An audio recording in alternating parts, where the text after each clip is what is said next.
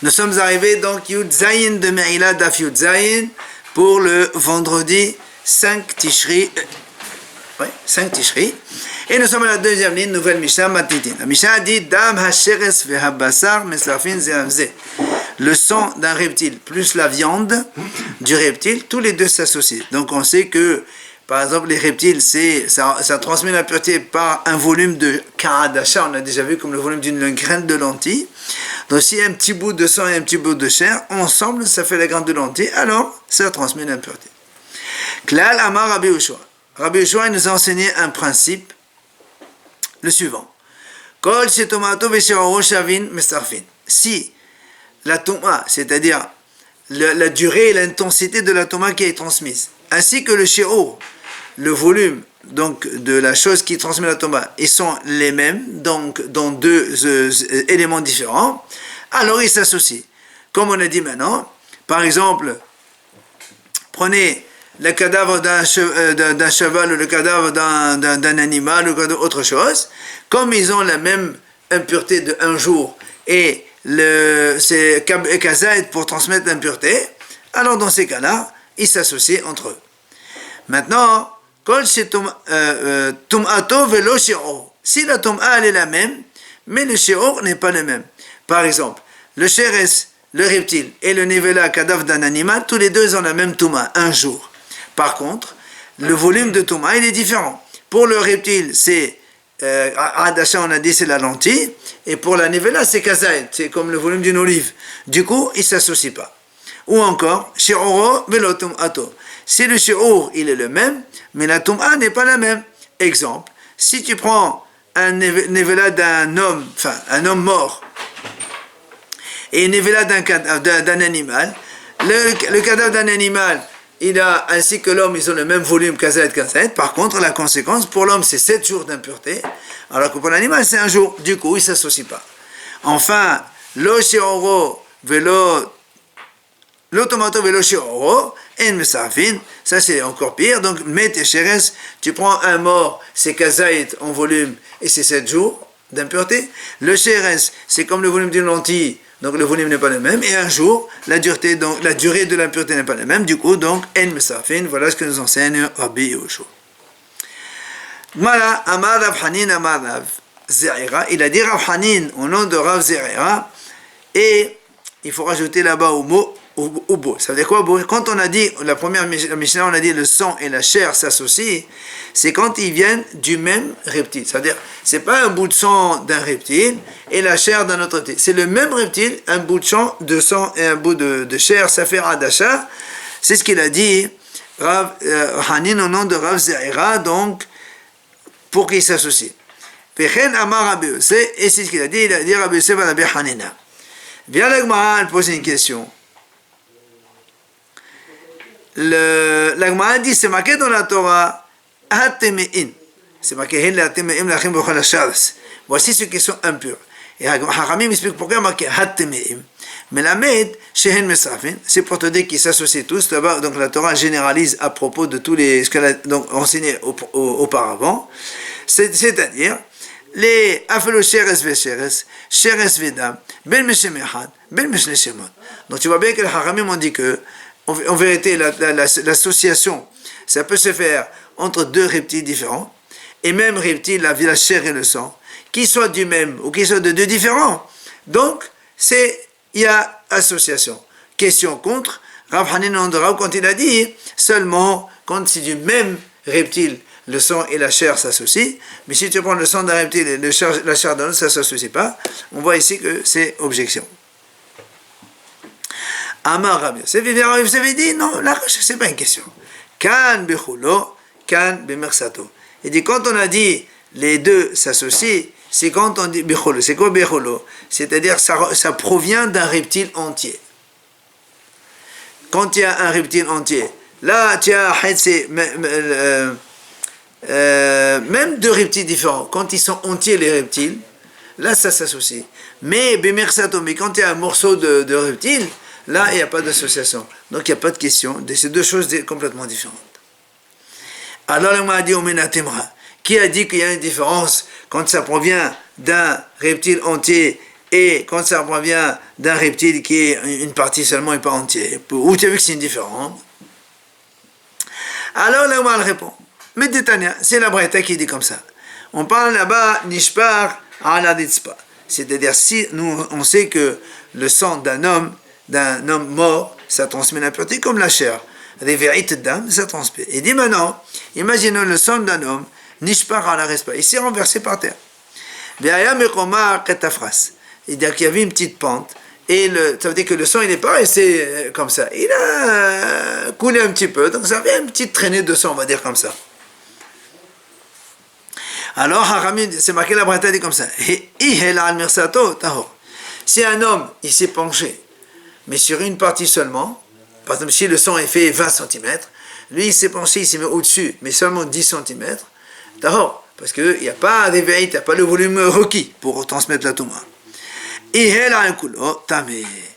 dit, mais si il s'est penché sur tout le volume du sang qui est donc par terre, ben il a fait comme ça, et donc il était en dessous, alors dans ces cas-là, il est tamé. Alors là, moi, dit, Maï Mersato. Qu'est-ce que ça veut dire Mersato, une partie? Il est ma Mersat de dame. Si tu me dis, même une partie du sang seulement, c'est tahor, c'est pas possible. Pourquoi? Parce que Rabbi Hanina, il est enseignant de Rabbi, il a dit Réveillite dame. Chez Hegisba tehora. Quand quelqu'un prend Réveillite, il mélange comme ça, il est tahor. Pourtant, quand tu mélanges, c'est forcément que tu fais ohel surtout Réveillite.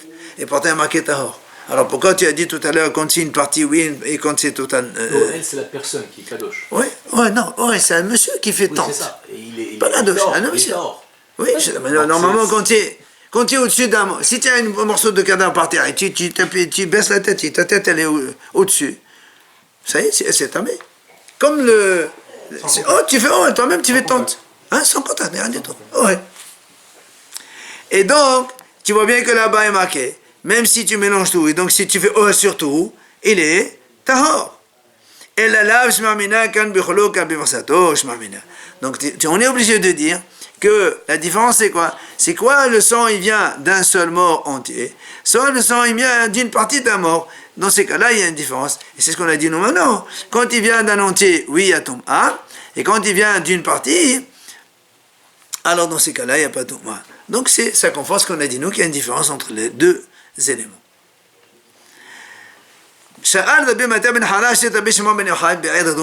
Rabbi Matia, il a posé la question à Rabbi Shimon dans la ville de Rome. Il lui a dit, où tu as vu que le sang des reptiles, ça transmet l'impureté. Amal, il lui a dit, il dit parce qu'il y a marqué dans la Torah, c'est répété, alors qu'auparavant il y avait marqué déjà El Hatemeim. Le Vézé, c'est en plus, c'est pour le sang. Amro le Talmidav, les élèves de Rabbi Matia, ils lui ont dit, Hakim le Ben Yochai. Il est Hacham Ben Yochai qui répond comme ça par les psukim, ça veut dire que c'est un Hacham, il sait répondre. Amalahem, il leur a dit, Talmud Adon Befesh Ben Azab Adabe Yosef. En fait, c'est pas Rabbi Shimon lui-même qui a dit de lui-même, c'est qu'il a enseigné, il a étudié ça, c'est son maître, Rabbi Lazar Badabi Yosef. Et la Gemara raconte, justement, je sais pas, Mahad, une fois, Gaza Mahud Gzara Shelesh Menot Shabbat, Shelesh Menot Benehem, Shevalut Niddot. Une fois, les Romains, ils ont décrété sur les Juifs 3 décrets. 1, qu'ils ne fassent pas Shabbat. 2, ils ne fassent pas la Brit Mila. 3, que les hommes, ils vont avec leurs femmes, Nida, et donc ils les empêchent de faire mikvé pour les femmes. Alors, il y a un Hacham qui s'appelait Rabbi Reuven ben Esromli. Il s'est coupé les cheveux comme les goyim. Comme ça, avec un truc derrière. Il s'est infiltré dans le gouvernement. Amalaim leur a dit, celui qui est un ennemi, est-ce qu'il préfère que l'ennemi devienne pauvre ou riche? Évidemment, il faut qu'il devienne pauvre. Dans ces cas-là, il vaut mieux qu'il ne travaille pas Shabbat. C'est un jour de moins de travail, un jour de moins de gagner d'argent. Donc c'est bien qu'il ne travaille pas Shabbat. Il leur a dit, tu as raison, ils l'ont annulé. Il leur a posé une deuxième question. Celui qui est un ennemi, il préfère que l'ennemi devienne faible ou qu'il devienne en bonne santé? Bien sûr, il devient un peu faible. Il leur a dit dans ces cas-là, laissez-leur faire la brit mila. Comme ça, les enfants, quand ils vont la brit mila, ils deviennent faibles. Quand ils grandissent, ils deviennent faibles. C'est ce qu'ils ont dit. Il a dit, tu as raison, tu as bien parlé. Et on a annulé le deuxième décret. Il leur a dit une troisième question. Celui qui a un ennemi, il préfère que l'ennemi se multiplie ou il diminue en nombre? Et on dit bien sûr qu'il doit diminuer en nombre. Alors il leur a dit, pourquoi vous dites aux Juifs qui viennent ils vont avec leur femme même quand elle est nida? Au contraire, s'ils vont avec elle même quand elle est nida, ils vont avoir plus d'enfants. Ils se séparent de leur femme quand elle est nida, comme ça il y aura moins d'enfants. Ils ont dit ça, ils ont annulé les 3 décrets. Seulement après, Hekirubo, ils ont reconnu que c'était un juif et qu'il s'est déguisé, qu'il a fait tout ça. C'est eux, ils disent que c'était un juif. Donc, ils ont remis les 3 décrets. Ils ont dit, mais qui c'est qui va aller donc chez le Romain pour aller annuler ces xérotes? Il est Rabbi Shimon ben Yochai, qu'il aille Rabbi Shimon ben Yochai, parce que lui, il a l'habitude avec des miracles, et qu'on n'a pas peur que les Romains ils lui fassent du mal, puisque c'était après l'histoire de la grotte et tout ça. Après lui, à côté avec lui, qui c'est qui va partir? Parce qu'il ne peut pas aller un seul, il faut aller 2 minimum. Alors on dit Rabbi Elazar ben Rabbi Yossé, Rabbi Elazar, le fils de Rabbi Yossé. Amal Ahem Rabbi Yossé. Il vient Rabbi Yossé, donc le père, il leur dit Rabbi Elazar, fils de Rabbi Yossé. Alors Rabbi Yossé, il leur a dit aux bénis Israël, si mon père Hanafta, puisque Rabbi Yossé ben Hanafta, il était vivant, vous aurez envoyé son fils à la mort, parce que pour eux, c'est d'aller chez les Romains, c'est dangereux. Allez demander qu'ils annulent les décrets, déjà peut-être qu'ils l'ont tué avant même qu'ils commencent à parler. Alors Rabbi Shimon dit que lui aussi parle, il dit si mon père était vivant, est-ce que vous lui aurez dit donne-moi ton fils, on va l'amener à la tuerie? Ça veut dire qu'ils vont le tuer les Romains. Moi aussi c'est pareil. Il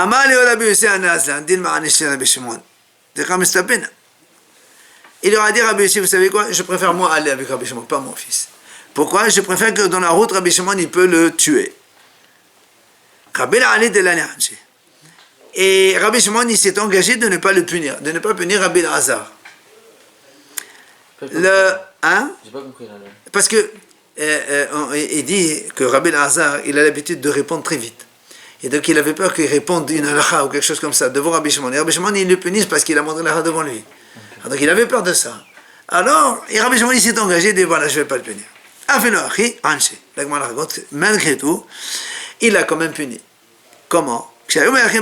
Quand ils étaient sur la route, donc Rabbi Shimon et Rabbi Elazar, on leur a posé une question. Cette question-là, d'où on sait que le sang de reptile, ça transmet l'impureté.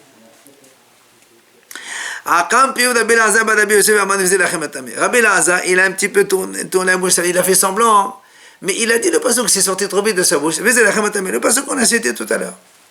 Et donc il a répondu plus vite que Rabbi Shimon. Amal Rabbi Shimon lui a dit de ta bouche, je reconnais que tu es un Talmid Chacham. Mais comme tu as montré la halakha devant moi, l'enfant ne retourne pas chez son père. Maudit quoi. Exactement. Quand ils sont arrivés à Rome, Ça veut dire ils ne rentrent pas chez le ça arrive à mourir en route. Ils sont arrivés à Rome. Il est venu un démon qui s'appelle Betemalion. Il est venu chez Rabbi Shimon. Il lui a dit tu veux que je vienne avec toi chez l'empereur romain? Rabbi Shimon il a pleuré. Il a dit comment? D'ici déjà la servante de mon père. Il parlait de Hagar, la femme d'Abraham. Il est venu malheur 3 fois. Avec l'histoire d'Ishmaël quand il était malade, tout ça. 3 fois il est tapé à Manach. Vani le pas Mahat. Et moi, même pas une fois, on m'envoie un démon, même pas un malach. Après, il a dit, il y a un Nes Mekolmakom. Tant pis, qui vient le Nes, quoi qu'il arrive, il est Nes. Qu'est-ce qu'il a fait le démon? Il est allé, le démon, chez la fille de l'empereur. Elle est devenue folle. Elle commence à faire n'importe quoi. Quand il est arrivé là-bas, Rabbi Shimon, donc il est allé chez l'empereur, il a dit, moi je suis un bon médecin, je peux guérir ta fille. Il est rentré dans la chambre, Il a dit, maintenant tu sors, le démon. Et donc il est sorti. Et du coup, l'empereur, il était content. Amaléon, c'est le commanditaire, et demandez-moi ce que vous voulez, je vous donne. Il est rentré dans son trésor, là où il y a le trésor du roi. Comme ça, ils prennent ce qu'ils ont envie, ils prennent ce que vous voulez. Ils ont trouvé la lettre d'Exéroth, des 3 décrets, mais ils l'ont déchiré. C'est tout ce qu'ils ont fait. Quoi, c'est le Satan qui l'a. Enfin, c'est le démon, démon qui a rendu service absolument. C'est ce qu'il a dit Rabbi Lazar, donc celui qui a accompagné Hachman. Il a dit, moi j'ai vu la paroi et le rideau sur lesquels il y avait des gouttes de sang. Vous savez que pendant Kippour, les Kohen Gadol aspergent le sang dans le Hashem après devant le paroi. Est-ce qu'il met au sol ou sur le rideau lui-même? Lui il a dit, moi je témoigne, j'ai vu sur le rideau. Pour revenir à l'histoire de tout à l'heure, on dit que finalement, Rabbi Shimon, comme il a dit, il a puni Rabbi Lazar pour ne pas qu'il rentre chez son père. À la fin, il s'est rappelé que il a promis à son père de ne rien lui faire et il est retourné en fait chez son père vivant, il n'y a pas de problème. Matnitin, la nouvelle Mishnah, Hapigul ve'anotar en mesafin mepenen shehen shene shemot. La Mishnah a dit comme ça, le pigul et le notar. Donc pigul, c'est quand un Kohen il a fait une mauvaise pensée dans un korban, donc hors délai, et le notar, donc la viande qui est restée au-delà du temps réglementaire de consommation. Là, il me s'affine, ils ne s'associent pas tous les deux, parce que chez moi, c'est 2 noms différents. Chacun, il a un nom différent. השרס והנבלה, וכן הנבלה וסלמת, הם מספים זה, זה לטמא אפילו בקל שבשניהם, veut dire. Et la Mishnah dit la même chose. Sheres, le reptile, et Nevela, le cadavre d'un animal. Là aussi, c'est 2 noms différents. Ou encore Nevela ou Salamet. Comme on a vu d'ailleurs, la Nevela, c'est 1 jour, et Psalamet, c'est 7 jours, donc ça ne s'associe pas entre eux. Les tamés pour transmettre l'impureté. Même pas pour plus léger. Ça veut dire que tu ne vas pas me dire, d'accord, peut-être qu'ici, il y a le volume d'une demi-olive de viande de cadavre d'un animal, plus un demi-olive d'un homme. D'accord, tu vas me dire, mais malgré tout, l'homme il fait 7 jours et l'animal 1 jour. Peut-être qu'on associe les deux et ça fait 1 jour, une impureté d'1 jour. Il dit non, même pas ça. Il a dit, est-ce qu'on a dit qu'il n'y a pas d'association entre Pigoul et Notar? C'est que seulement pour Tomat Yadayim, parce que c'est des Rabbanan, quand on touche, c'est des Rabbanan, et Chachamim, il ne peut pas faire une deuxième Xéra sur Xérat Rabbanan. Aval, mais pour manger, c'est sûr que c'est Mestarif. C'est-à-dire que quelqu'un il mange demi-kazette de Pigoul et demi-kazette de Notar, eh bien, il est Mestarif. Pour le kazette, le Pigoul, normalement c'est Hayav Karet, Notar c'est lave, donc il prend le plus léger, c'est-à-dire 39 coups. La belle Détania, voilà. Comme il a Breta, il ramène une preuve ici. Rabbeinu Ezra dit, Lo ya'achel ki kodeshu. Tu n'as pas le droit de manger des choses qui sont sacrées. À propos du notar, c'est marqué comme ça. Kol sheba kodesh, pasoul. Ba kadosh l'était notar, c'est à l'achilato. Tout ce qui est kadosh, c'est pasoul. Donc tout ce qui est kadosh, même le pigoul aussi, il est pasoul. Et donc dans ces cas-là, il y a donc une association des 2 morceaux quand il ne faut pas caser tous les 2. Et la sanction, c'est quoi? Lo yachel, c'est donc le commandement négatif. Et c'est 39 coups. Matete nouvelle Mishnah. Ha'ochel shenetma be'avatum'a. Un aliment qui est devenu impur avec avtum'a, avec le chef de Toma. Donc quand il est impur avec le chef de Toma, lui, le ochel aliment, il devient 1er degré de Toma. Rishon. Ou encore, ou bien un aliment qui s'est rendu impur par le vlad Toma, l'enfant du Toma, c'est-à-dire par le 1er degré, donc lui il devient 2e degré. Mais ça fait tous les 2 ça s'associe pour transmettre comme le plus léger. C'est-à-dire, si on a demi-kazait dans le manger, s'il y a demi-kazait de, par exemple, 1er degré, et un demi-kazait de 2e degré, tous les 2, il devient un kazait, donc ils transmettent la Touma comme le 2e degré, pas le 1er.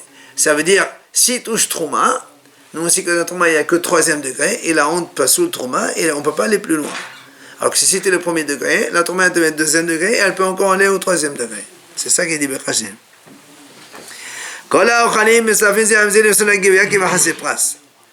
Il dit tous les aliments s'associent entre eux. Les solet agivia, ça pour rendre pasoul le corps d'un homme quand il les touche ou quand il les mange. C'est-à-dire, c'est quoi bahasepras? C'est mazon jeté sordot, c'est de quoi manger 2 repas. Non, d'abord, ça c'est pour la touma, pardon. Hasepras, c'est la touma. Maintenant, la Mishnah dit que mazon jeté sordot, les aérouf. Comme parce que quand on fait aérouf tromin, quelqu'un qui veut prolonger le trom, il doit faire un repas qui convient à 2 sordot et il fait avec le aérouf. C'est pour ça qu'on dit c'est comme mazon jeté sordot pour le aérouf.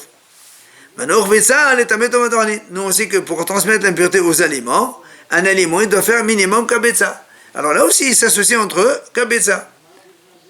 C'est-à-dire il y a 2 ou 3 morceaux d'aliments de manger, de viande ou autre chose, qui sont impurs. Eh bien, tous les 3 ou 4 morceaux ils font kabetza, alors ils peuvent transmettre l'impureté aux aliments. Pour la Hotzat Shabbat, on sait que quand on fait sortir un objet Shabbat, il faut qu'il ait au minimum volume d'une figue sèche. Là aussi, si quelqu'un transporte un morceau de, je sais pas, papier, un morceau de truc, et le total, ça fait figue sèche, il est hayam, il y a association de tous les aliments. Voilà, pour Kippour aussi, c'est le volume d'une date. Là aussi, s'il mange un petit bout de bonbon, un petit bout de chocolat, un petit, et donc le tout, ça fait une date. Là aussi, il y a association, il y a hayam.